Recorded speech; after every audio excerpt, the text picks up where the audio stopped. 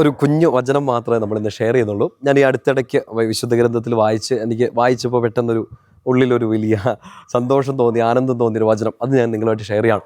Lucas സുവിശേഷത്തിൽ 21-ാമത്തെ അധ്യായം അതിൻ്റെ 28-ാമത്തെ വാക്യമാണ്. ഇച്ചിരി ഒരു അല്പം നീളമുള്ള സ്റ്റേറ്റ്മെൻ്റ് ആണ്. അതിൻ്റെ ആദ്യത്തെ ഭാഗം ഞാനിങ്ങനെ മാർക്ക് ചെയ്തിട്ടുണ്ട്. മാർക്ക് ചെയ്തിട്ടേക്കുന്ന വചനം ഇങ്ങനെയാണ്: നിങ്ങൾ ശിരസ്സുയർത്തി നിൽക്കുവിൻ, rise up your heads. Lucas സുവിശേഷം 21-28 നിങ്ങൾ ശിരസ്സുയർത്തി നിൽക്കുവിൻ. നമുക്ക് ആ വചനത്തിൻ്റെ വ്യാഖ്യാനം വലിയ കാര്യമായിട്ടൊന്നും പറയേണ്ടതില്ല. ഈ വചനം നമ്മളെ വ്യാഖ്യാനിക്കണം. ഇപ്പോൾ പറഞ്ഞ ഈ സ്റ്റേറ്റ്മെൻറ്റ് എൻ്റെ സ്വന്തമല്ല കേട്ടോ.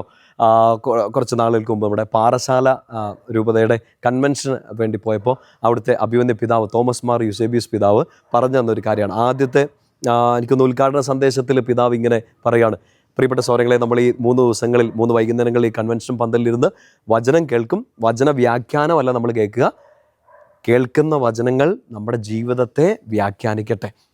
അത് മനസ്സിലാവുന്നുണ്ടോ? നമ്മൾ കേൾക്കുന്നത് വചന വ്യാഖ്യാനമല്ല, പകരം നമ്മൾ കേൾക്കുന്ന വചനങ്ങൾ നമ്മുടെ ജീവിതത്തെ വ്യാഖ്യാനിക്കട്ടെ.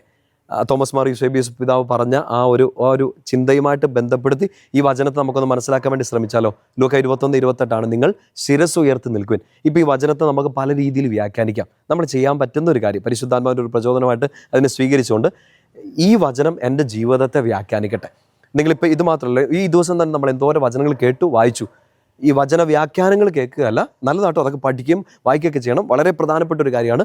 ഈ വചനം നമ്മുടെ ജീവിതത്തെ വ്യാഖ്യാനിക്കണം. ഇപ്പോൾ ലൈഫിൽ ഒട്ടും മീനിങ് ഇല്ലാതെ വളരെ സങ്കടത്തിൽ പോയിക്കൊണ്ടിരിക്കുന്ന സമയത്ത് നമ്മുടെ ഒരു വചനം കിട്ടുകയാണ്: കർത്താവ് നിൻ്റെ കൂടെയുണ്ട്.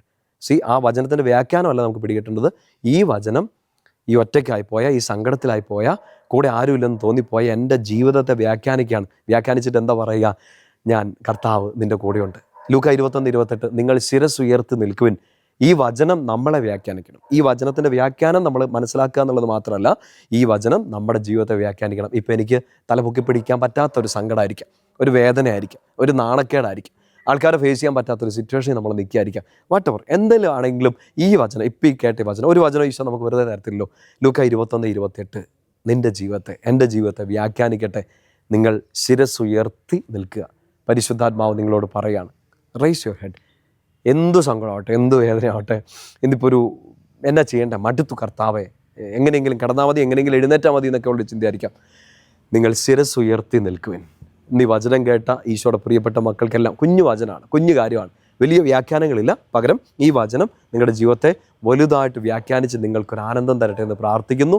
ഈശോയെ, ഇന്ന് ഈ വചനം കേട്ട അങ്ങയുടെ പ്രിയപ്പെട്ട മക്കൾക്ക് ഈ വചനം അവരുടെ ജീവിതത്തെ വ്യാഖ്യാനിക്കട്ടെ. സങ്കടത്തിലായിരിക്കുന്നവർക്ക് ഈ വചനം ശിരസ്സുയർത്തി നിൽക്കാൻ കൃപ നൽകട്ടെ.